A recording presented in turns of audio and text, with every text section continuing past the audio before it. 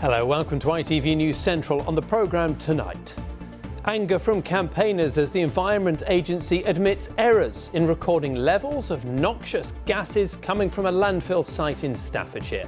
It's been subject to thousands of complaints. The local MP is furious.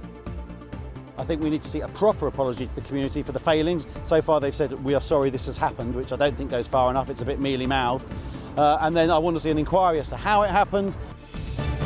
Also tonight, the techniques which could help save your pet's life in an emergency.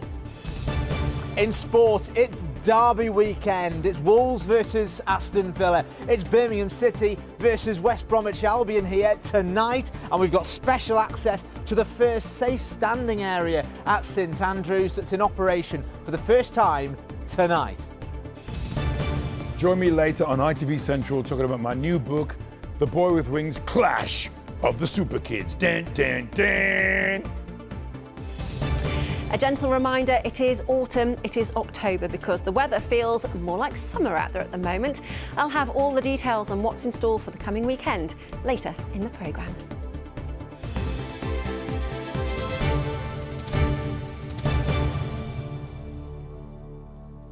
Good evening. A basic but crucial mistake. The Environment Agency has admitted its measurements of noxious gases being emitted by a landfill site in Staffordshire are wrong, and they don't know how long the problem has been going on. Walleys Quarry near Newcastle under Lyme has been subject to thousands of complaints over odours, which some residents fear pose a health risk. There are now calls for a public inquiry into what's happened there. Our correspondent Andy Bevan is outside the quarry for us.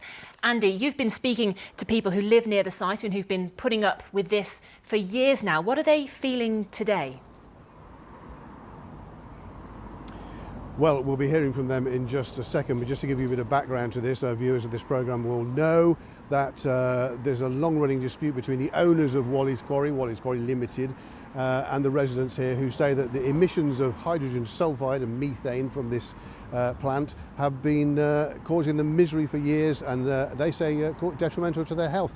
Now look, the latest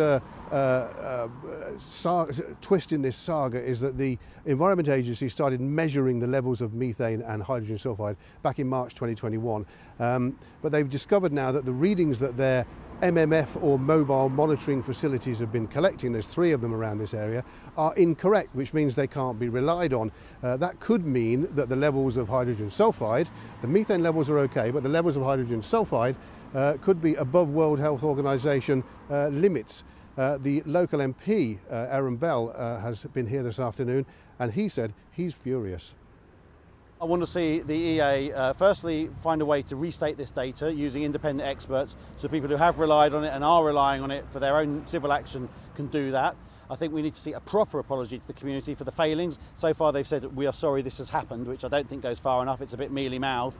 And then I want to see an inquiry as to how it happened.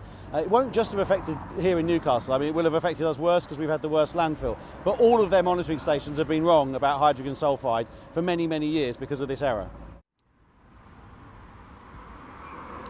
Well, Walleys Quarry gets 400,000 tonnes of landfill a year, and it's still got 3 years to go before it's effectively full. So these readings being wrong are quite a development, and there's a couple of residents, local residents with me now. What's your reaction to this latest news? Well, they've put a statement out saying that they understand the community are going to be not very happy about it. We're angry about it. Yet again, EA have failed us. And sorry, I mean, you're surprised or not surprised? Not surprised at all. We've been saying for years, since the monitoring stations went up, that the levels that they were saying the hydrogen sulphide was at was wrong, because we were getting gassed every single day, and they were saying there was nothing wrong. I mean, the Health Security Agency have said this afternoon that the risk of long-term health problems was small but cannot be excluded at this stage. I mean, how does that make you feel? Disgusted. They cannot say that there isn't going to be any health implications when it's been proven that people have been getting ill from it. It's been proven in court, it's been proven by the residents at the doctors. They can't say that there's no health implications. So what do you want to happen now? I want a full public inquiry. We don't trust Environmental Agency no more. They've proven they're not fit for purpose. So it needs to be a public inquiry, not an internal inquiry, which they're saying they'll do. Okay, well, thanks very much indeed. Well, those calls for a public inquiry are echoed by both Staffordshire County Council and Newcastle-under-Lyme Borough Council, who both called for a public inquiry.